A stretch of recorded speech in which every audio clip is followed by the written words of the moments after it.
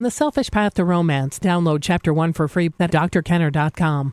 Terry, welcome to the show, and you're having problems with your 3-year-old. Yes, ma'am. Yeah, tell me what's going on. Well, I'll try to make it short. His mother is not in the picture, but he took that all signs very well. Didn't ask hardly anything about her, doesn't mention her, so I didn't see too much trauma with that. The only time that he does mention her is if he gets disciplined or something like that, which would seem to be normal. But the reports I'm getting back from daycare is that anytime he is told or asked to do something, he is very willing and does that. His personality, they're saying, "Hey, look, what are you doing with this kid at home? He's a great kid. I wish all of them were that way." And that just is just reconfirmation. I knew he was, but here recently in the last couple of weeks, it seems that he's had a personality change. He is crying at a drop of a hat. He's getting very upset over very small issues. Normally, I could, as long as I would explain it to him, as much as you could to a 2.5, 3-year-old, he would actually take that instruction. As long as it was told to him what was fixing to happen, he would accept that. And even along that lines now, he is, of course, testing the limits. But there seems to be a really hard personality switch that's happened, and I'm at a loss because I nurture him, and we have a routine. We're structured at home. We do lessons. We try to do everything that I can to do. So let me. The first piece that the first point I want to make, Terry, is that you want to still hold on to your images of your child as a sweet kid rather than he had a hard personality change, even if you're observing that, because that sweet kid is still there someplace. Something has gone off base in the last couple of weeks, and one of the things that meaning you don't want to cast your kid in a hard role in cement. Like, this is the whiner, and this is the naggy kid, and this is the kid who's shy, and this is the kid who's bumbling. When we typeset our kids in negative ways, it's much harder for us and for them to break out of that. So you want to remember that sweetness and look for moments when that happens. So that's the first point. The second point is, you've probably done this many times, turning things over in your mind. What has changed in the last week? Or you said when? When did it start? No, it's been a couple of weeks. What changed within the last couple of weeks? Well, that's just it. I'm pretty aware of the events that transpire in our lives, because it's just us, and it's my responsibility now. So I'm pretty aware of things that are going on, and there's really been nothing out of the normal that's happened that would point me in that direction. This is what's happened. Oh yeah. Okay, so there's no trauma. There's no kid in school who said something like, "You don't have a mommy," or anything like that. Well, and now that you say that, I did think about that. Is that when he's in daycare, he may be picking up on other children's negativity, or they're acting out. Right. Kids do. That's the only thing I can think of. Right. Kids do mimic new behavior. We all do it. If I see someone dancing prettier than I can dance, guess what I do in private? I mimic it, right? So whether it's good or whether it's bad, it's new. And when I do role plays in therapy, I'm a person who's pretty low-keyed. And when I do role plays in therapy and I take the role of a mean person or a real angry person, it's a new role for me, and I try it out. Well, kids are just learning. He's only 3 years old, and he's exploring. Maybe he's been on the receiving end of someone saying, "You're stupid," or something like that, or "I don't have to do it." Now, that's a third point I want to make. Hey, I got to interrupt this because we've got to pay some bills. 30 seconds, that's it. A very quick ad, and then Ellen will be back. Romance. I wish I knew more about what girls want from a relationship.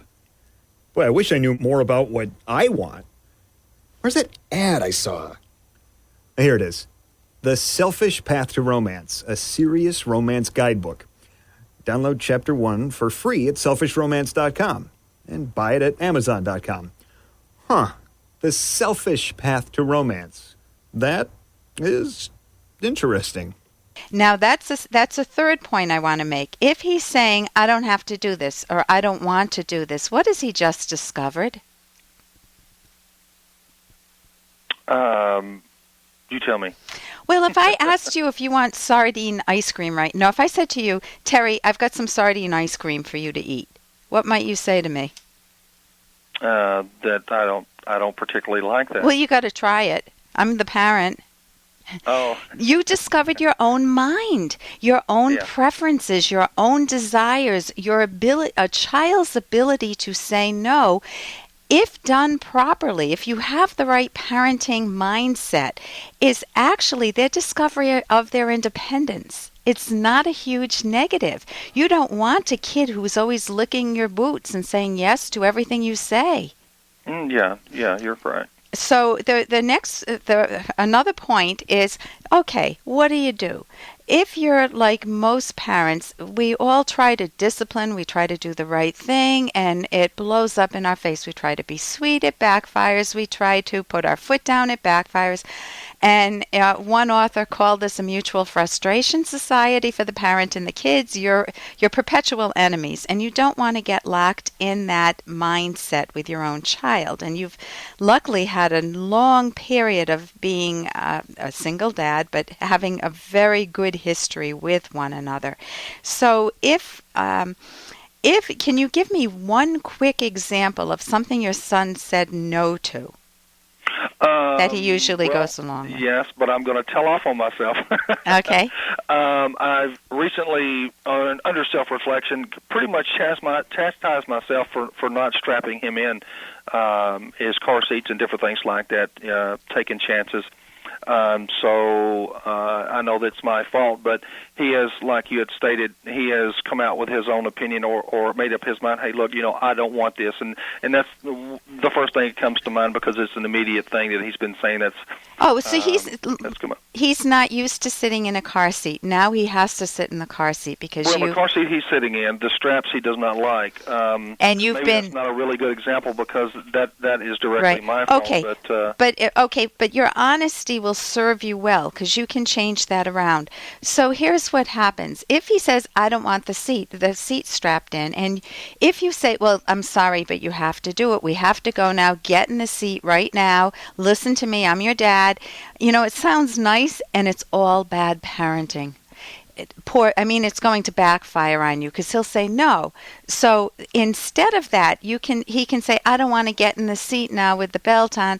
Honey, I hear it. I hear that as I'm clipping the belt, I will know that you don't want to be in the seat right now. What did I just do differently? Set boundaries. What?